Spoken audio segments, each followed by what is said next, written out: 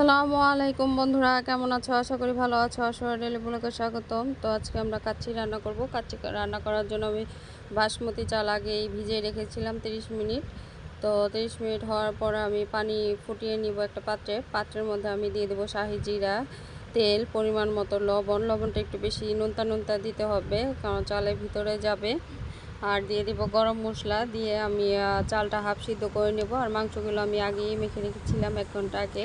আর এখানে আমি দুধ আর ঘিটা মিক্স করে রেখেছি। তো আমার চালটা হাফ সিদ্ধ করতে হবে। হাফ সিদ্ধ করে চালটা আমি ঝরিয়ে নেব। তো আমার চালটা হাফ সিদ্ধ হয়ে গেছে, এখন আমি চালটা ঝরিয়ে নেব। আমি মাংসটা মেখে রেখেছি আদা বাটা, জিরা বাটা, রসুন বাটা, জয়ফল, জয়ত্রী, গোলমরিচ, পোস্তদানা দিয়ে আমি মশলা মাংসটা মেখে রেখেছি। তো এর মধ্যে দিয়েছিলাম আমি টক দই।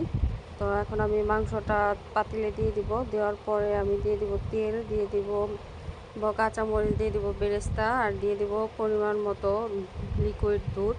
দেওয়ার পরে আমি আলুগুলো বিছিয়ে দিব। তো আলুগুলো আমি আগেই ভেজে রেখেছিলাম। তো দেওয়ার পরে আমি চালটা বিছিয়ে দিব। হাফ সিদ্ধ করে রেখেছিলাম চালটা, একটু বিছিয়ে দিব।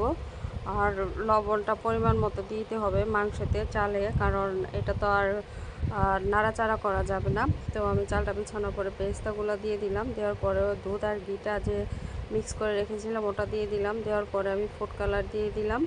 ফুড কালার দেওয়ার পরে আমি পাতিলটা ভালো করে ঢেকে দিব ঢাকনা দিয়ে। তো ঢাকনার ছাতাটা বন্ধ করে দিব। তো যারা ইউটিউব থেকে আমার চ্যানেলটা দেখতেছো তারা সাবস্ক্রাইব করে দিবা, যারা ফেসবুক পেজ থেকে দেখতেছো তারা ফলো করে দিবা। ভিডিওটা কেমন লাগলো কমেন্ট করে জানিয়ে দিবা।